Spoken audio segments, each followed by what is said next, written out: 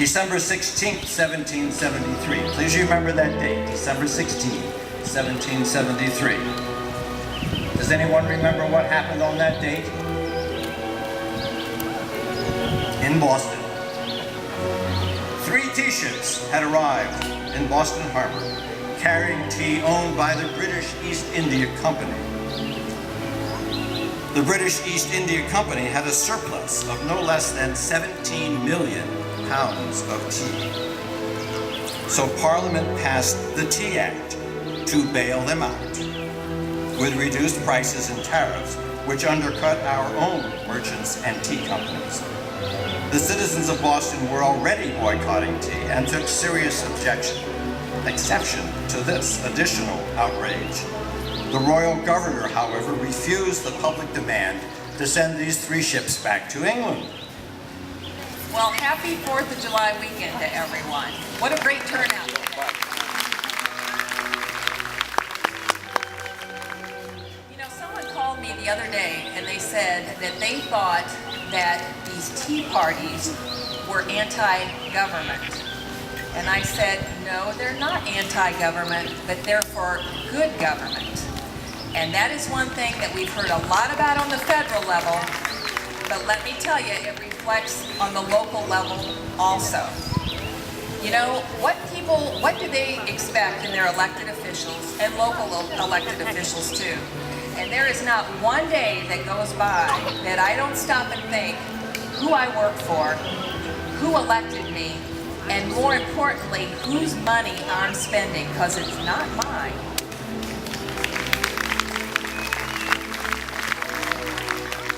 On July 4th, as everybody knows, the Congress voted to approve the Declaration, which reads as follows. When, in the course of human events, it becomes necessary for one people to dissolve the political bands which have connected them with another, and to assume among the powers of the earth the separate and equal station to which the laws of nature and nature's God entitle them, a decent respect to the opinions of mankind requires that they should declare the causes which impel them to the separation. We hold these truths to be self-evident, that all men are created equal, that they are endowed by their Creator, not the government, not the king, but their Creator, with certain unalienable rights, that among these are life, liberty, and the pursuit of happiness, that to secure these rights, governments are instituted among men, deriving their just powers from the consent of the governed. That whenever any form of government becomes destructive of these ends, it is the right of the people to alter or abolish it and to institute new government, laying its foundation on such principles and organizing its powers in such form as to them shall seem most likely to affect their safety and happiness. Prudence indeed will dictate that governments long established should not be changed for light and transient causes.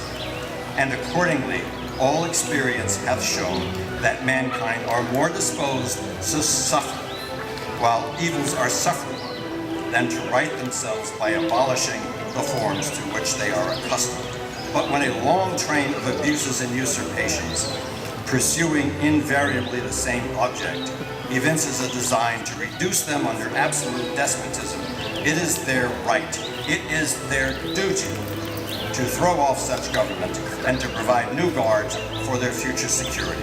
Such has been the patient sufferance of these colonies, and such is now the necessity which constrains them to alter their former systems of government.